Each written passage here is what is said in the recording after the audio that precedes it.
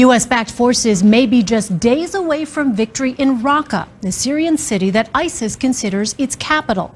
The terror group once ruled over large portions of Iraq and Syria, the areas in green.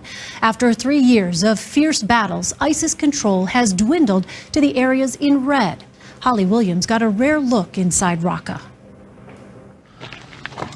Under the gate to Raqqa's old city, the bodies of 5 dead ISIS fighters rot in the desert heat.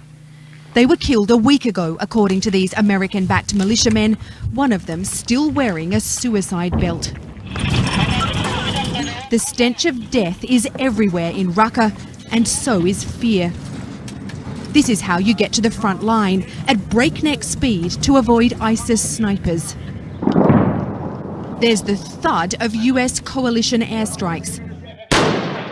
But we saw only sporadic fighting because ISIS, with as few as 250 fighters remaining in the city, is pinned down. And we're about, I'd say, less than 100 yards from the hospital. They're in what's left of the main hospital and other buildings close by, and they have human shields. In this broken city, it's thought there are still around 2,000 civilians. America's allies on the ground are out for revenge. Many have lost family members to ISIS.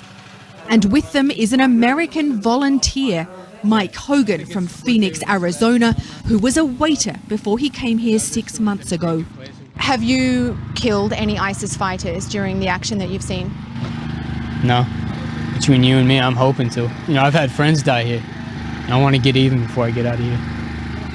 They've already retaken Clock Tower Circle, where ISIS acted out its perverted interpretation of Islam.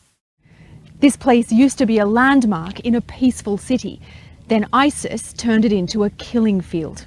Hassan Sharif is a taxi driver who just escaped from the city. He told us about the Yazidi women, a religious minority captured by ISIS as sex slaves and auctioned off in the middle of the city. They'd shout $100 for this one, he told us. They did it to terrify us, to show they could do it to us if we didn't obey them. There have been 75 US coalition airstrikes in the last 2 days alone, according to a senior US official, preparing the ground for a final assault on Raqqa.